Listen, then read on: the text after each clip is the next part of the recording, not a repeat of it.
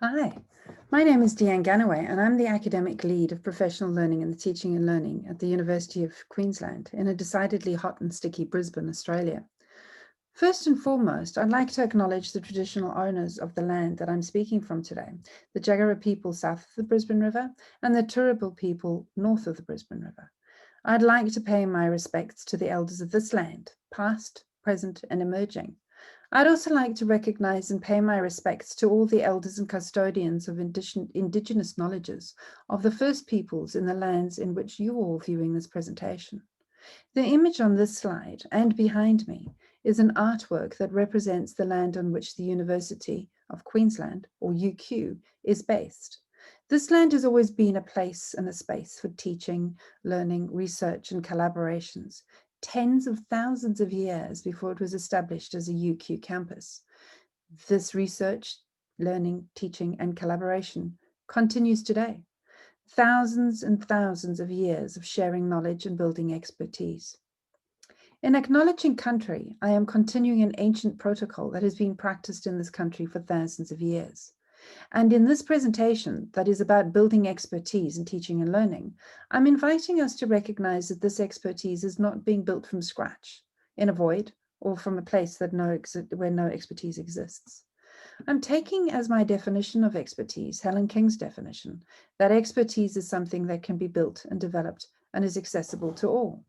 This means that for us, the professional learning team at UQ, everyone has the capacity to build teaching expertise, but not that everyone will or needs to be an excellent teacher. There's certainly both excellence and expertise at UQ. UQ is one of the top universities in Australia, and it is highly ranked in the international league tables. A comprehensive research-intensive university that started in the 1920s, UQ has now over 55,000 undergraduate and postgraduate students studying in over 300 award or degree programs in 50 of the 52 areas open for possible study in Australia. Students study in one of three different campuses, with the majority of the classes being held in the St. Lucia campus, which is just outside of the Brisbane CBD. What you can see on the screen in front of you at the moment is what's commonly known as the cloisters, part of our grand open sandstone buildings. These students that do come to the St. Lucia campus, or indeed any of the other campuses as well, are taught by just over 3,000 academic staff who have also managed to maintain an incredibly high research standard. UQ has a strong and proud history of awarding and recognizing teaching excellence. We have one of the longest running institutional teaching award schemes that annually celebrates teaching excellence at a very lavish event.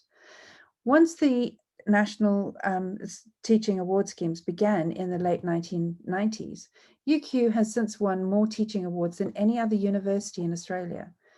That includes winning the University Teacher of the Year award 3 times. This photo is of last year's winners, the first time a Teacher of Award was awarded to a team. UQ has a long history of teaching innovation as well. Up until fairly recently, we had the oldest central teaching and learning unit in the country. We're one of the first universities in Australia to adopt a teaching focus position as a tenure track, and now have a number of teaching focused academics who've been promoted to full professor on their basis of the scholarship of teaching. UQ has also contributed on a large scale to teaching and learning innovation. Having had led many of the old teaching and learning innovation grants, many of these innovations are continuing to lead to further innovations. So basically, at UQ, we do teaching excellence and we recognize it in a great way. But then in 2016, we shifted directions. UQ has always been a university of choice for the top students in Queensland, but we noticed a shift away from UQ towards our competitors. One is a mere 6 kilometers away from our main campus. Suddenly, the sandstone cloisters, the jacaranda blooms, and the solid research reputation weren't acting as the draw card that they'd always been. We took stock and realized that we could no longer rely on the litany of lecture, tutorial, and prac offered on campus in 2 semesters. It became painfully obvious that we also had pockets of excellence and that the student experience was varied. UQ was rapidly being left behind, and students were voting with their feet. Not a huge way yet, but the drip was starting to become a trickle. After a huge consultation process with students, industry partners, parents, government, alumni, and schools, the UQ student strategy was born. A new approach towards towards a student-centered learning that puts student experience both front and center. The UQ student strategy was wide-ranging, but there were a number of sweeping changes that were made to curriculum and pedagogy, some of them that I'm listing onto the screen right now, along with promises to students that they would be able to access these.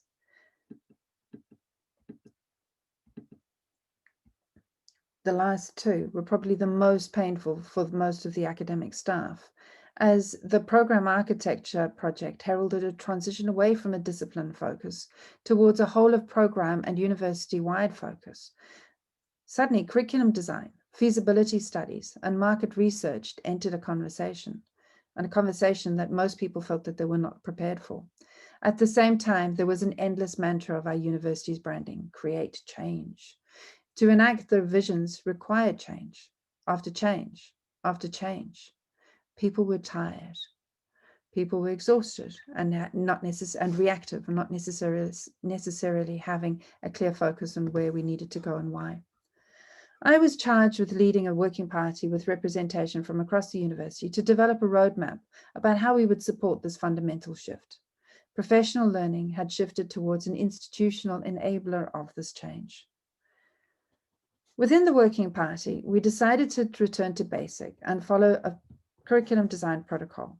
Drawing on Diana Laurelard's 2010 work, we had identified who needed to learn, what was necessary to be learnt, what did we need to provide to facilitate that learning, and how we would recognize when that learning had occurred.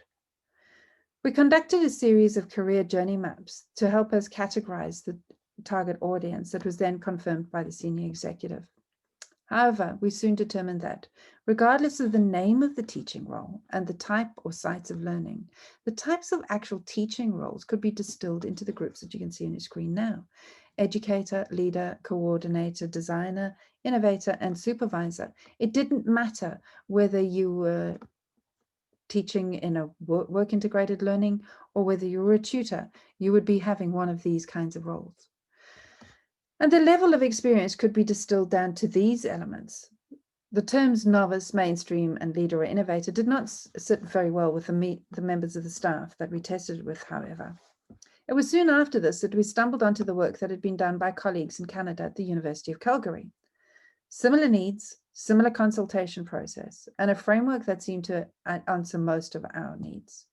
There was no need to reinvent an existing wheel. The most intriguing aspect for us was that this idea of a development continuum seemed to resonate better with our UQ colleagues. It also covered a large number of the areas that were coming from our career journey mapping with expert teachers. With some minor tweaking, we were able to reformat the continuum to fit the UQ context. We've ended up with explore, engage, and enhance. Explore is around the novice, facilitating a growth of self within the local context, whereas enhance is somebody who might be a leader to actually move direction and move others in that space. It's important to note, however, though, that the phases are not linear.